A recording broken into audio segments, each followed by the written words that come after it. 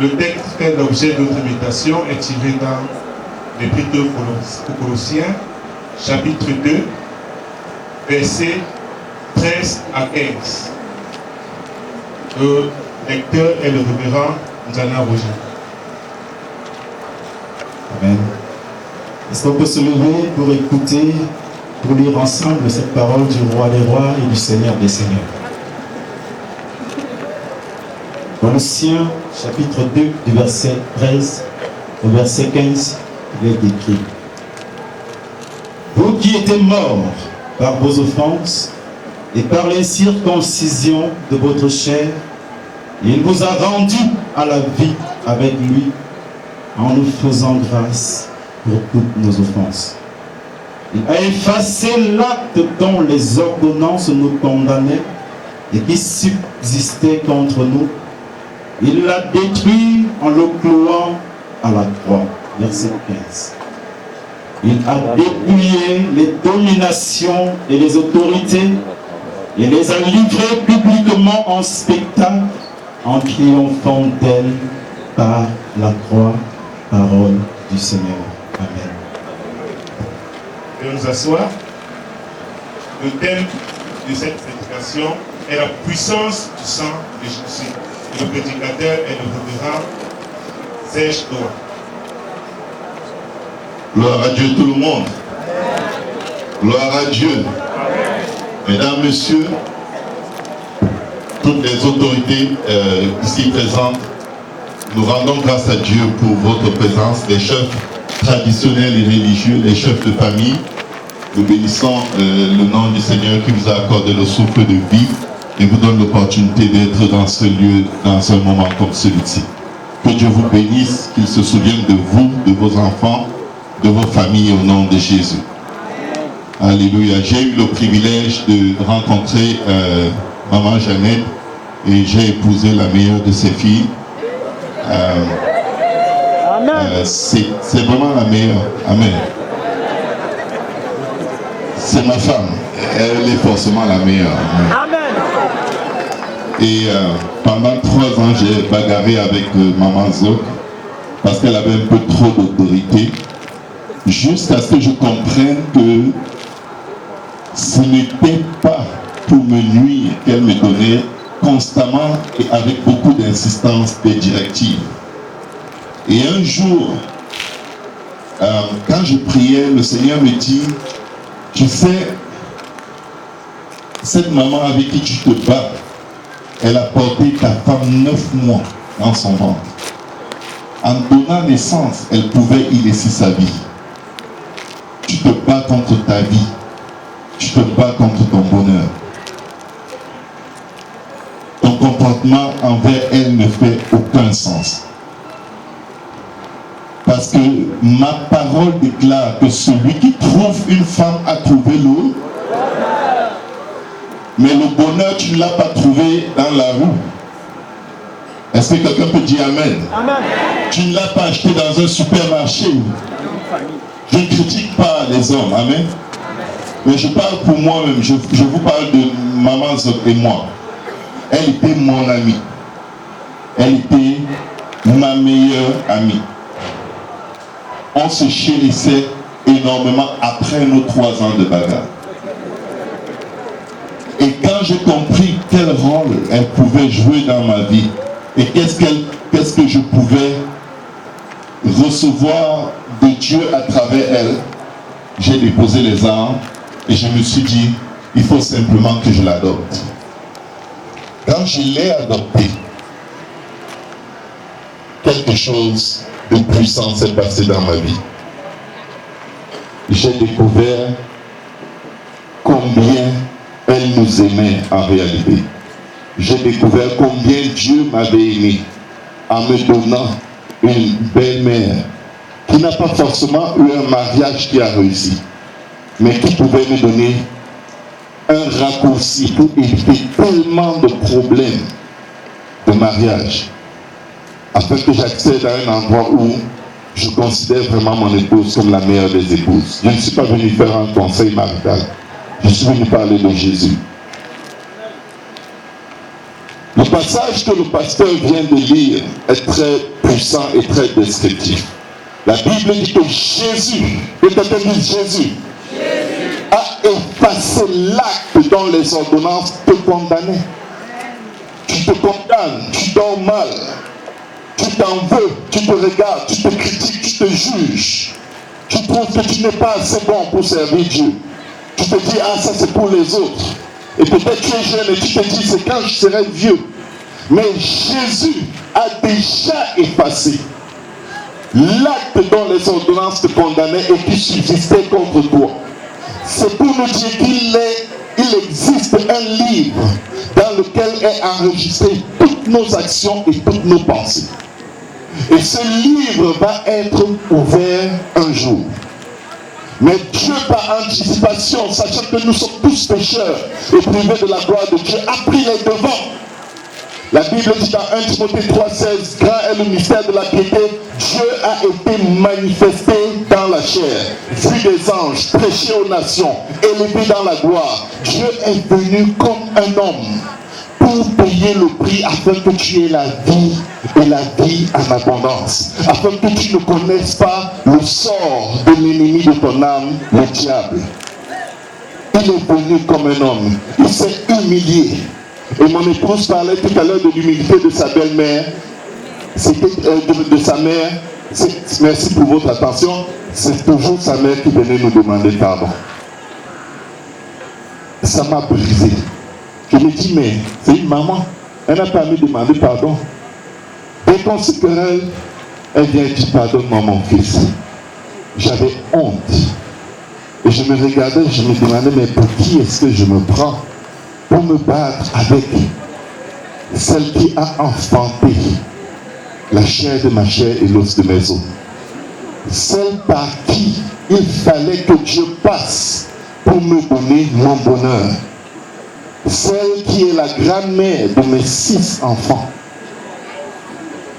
Je me suis repenti. Et ça a été toute une bénédiction pour moi parce que j'ai compris que les voies de Dieu ne sont pas semblables à nos voies. Et ses pensées ne sont pas semblables à nos pensées. Parfois, ceux qu'on combat le plus sont ceux qui ont en leur possession la meilleure portion de notre bonheur. Alors, quand je retourne dans les Écritures, je réalise que si Dieu m'a donné cette maman, il y a un but dans ma vie. J'ai commencé à l'apprécier et subitement, je me suis rendu compte que je faisais plus confiance à ma femme. Je l'aimais plus. Comme si l'amour qu'un homme doit réellement avoir pour sa femme doit passer par l'amour qu'il a pour sa belle-mère. Essayez, vous verrez. Chez moi, ça a marché. Mais Jésus, par amour pour nous, sachant que nous ne pouvions pas nous sauver nous-mêmes, il s'est fait humain. La Bible dit que le châtiment qui nous donne la paix est tombé sur lui. Et c'est par ces meurtrissures que nous sommes guéris. Guéris de quoi? Nos péchés. Dans la Bible dit qu'il envoya sa parole et sa parole nous guérit. Sa parole nous guérit de nos péchés, de nos iniquités, de nos transgressions. Parce que nous sommes humains, nous sommes nés d'Adam et Ève. Il n'y a même pas un juste, dit le Seigneur dans sa parole.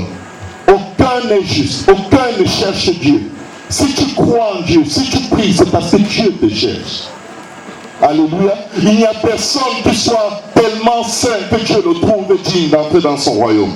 Nous avons été rachetés, lavés, purifiés, sanctifiés par une seule chose, le sang de Jésus. Et le sang de Jésus est puissant pour briser la sorcellerie. Le sang de Jésus est puissant pour briser toutes les condamnations prononcées, déclarées contre ta vie. Le sang de Jésus peut t'amener à une élévation à laquelle tu n'as jamais pensé. Le sang de Jésus défait et décompose tout ce que les traditions humaines, l'occultisme peut déclarer sur ta vie. Si la franc-maçonnerie t'attrape, le sang de Jésus brise le joug de la franc-maçonnerie. Si la sorcellerie se lève contre toi, le sang de Jésus précipite toutes les autorités démoniaques et sataniques qui ont le contrôle sur ta vie. Je t'ai dit à quelqu'un, ne rate pas l'opportunité d'utiliser le sang de Jésus pour obtenir ta guérison. Ne rate pas l'opportunité de crier au sang de Jésus pour obtenir ta délivrance. Ne rate pas l'opportunité de crier au sang de Jésus pour te délivrer des malédictions prononcées contre toi. Parce que quiconque invoque le nom de Jésus sera sauvé. Parce que quand tu invoques le nom de Jésus, le sang de Jésus couvre ton corps, le sang de Jésus couvre ton âme, le sang de Jésus couvre ton esprit, le sang de Jésus couvre ta maison, le sang de Jésus couvre tout en tout, partout, le spirituel, le visible, l'invisible. Le sang de Jésus est le sang le plus puissant, le juge des cieux et de la terre. Quand tu invoques son sang, il te justifie, il te rachète, il te purifie, il te sanctifie et il écrit ton nom dans le livre de la vie.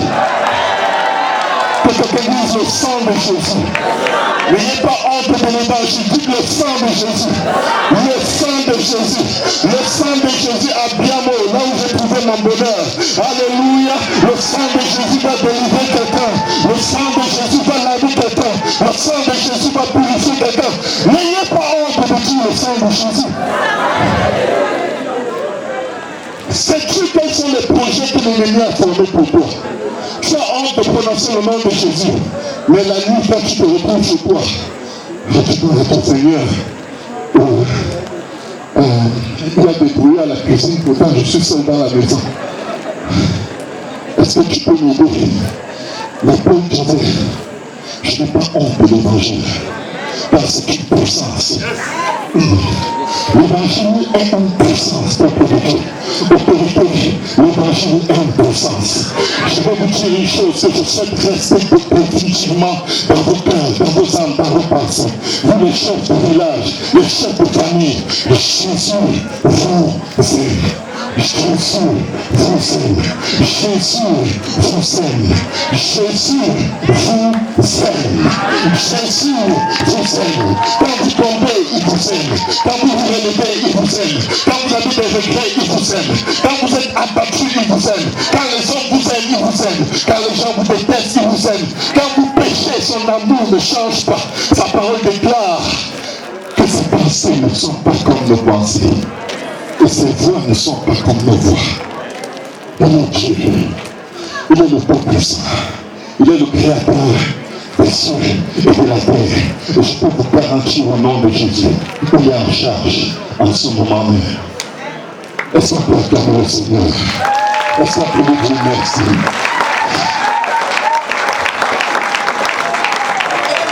Dans Jean 3, verset 3 à 7, le Seigneur dit, si un homme me naît de nouveau, il peut voir le royaume des cieux. Nicodème lui demande, comment un homme peut-il naître quand il est vieux? Faut-il qu'il retourne une fois de plus dans le sein de sa mère et qu'il naisse? Jésus lui demande, tu es un homme de la loi, tu ne connais pas cette chose. Et il lui dit, en vérité, si Jésus dit, en vérité, sachant que lui-même il est la vérité, c'est qu'il est en train de dire 3 fois, en vérité, et lui-même qui est la vérité, si un homme ne naît d'eau et d'esprit, il ne peut pas entrer dans le royaume des cieux. Prie comme tu veux, saute, danse, jeûne, sois juste à tes propres yeux.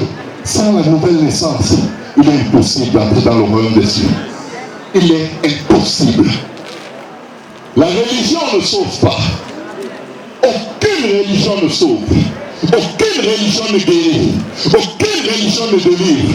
Il n'y a que le nom de Jésus qui a opéré tous ces miracles sur la face de la terre.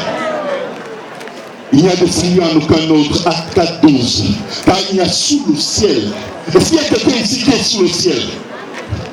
Il n'y a sous le ciel aucun autre nom qui a été donné parmi les hommes par lequel nous devions être sauvés. Et pour le démontrer, quand ils rencontraient un lépreux, les disciples imposent les mains sur eux et disent, sois guéri au nom de Jésus. Pierre impose les mains sur Tabitha ou appelé Dorcas. Il lui dit au nom de Jésus. Jésus entre dans la chambre où la petite fille est morte. Il dit, Tabitha, cours. Alléluia. Je vais dire à quelqu'un, la puissance du nom de Jésus peut changer ta vie en un seul jour. Donne une chance à Dieu. Invoque son nom. Et si tu es réel, manifeste-toi, Seigneur. Je veux te voir. Les hommes disent que tu es ci, les autres disent que tu es cela. Mais toi, qui es-tu? Je veux dire à quelqu'un ce soir, par les compassions de Dieu, donne une chance à Dieu. Donne une chance à Dieu de te sauver. Donne une chance à Dieu de te délivrer.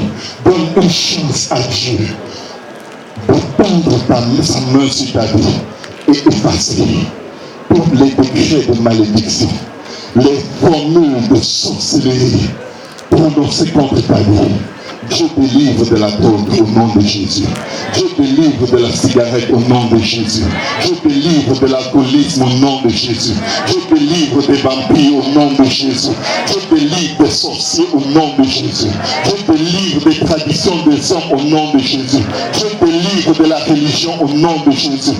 Dieu délivre du cancer au nom de Jésus. Dieu délivre du coronavirus au nom de Jésus. Dieu délivre de tout ce que tu peux imaginer et penser. Quiconque met en lui son espérance sera sauvé. Repentons-nous simplement et soyons tous baptisés d'eau, ensevelissement au nom de Jésus pour le pardon de nos péchés. Et Dieu promet qu'il nous donnera le Saint-Esprit, qui est la puissance de la résurrection, pour avoir part à son avènement.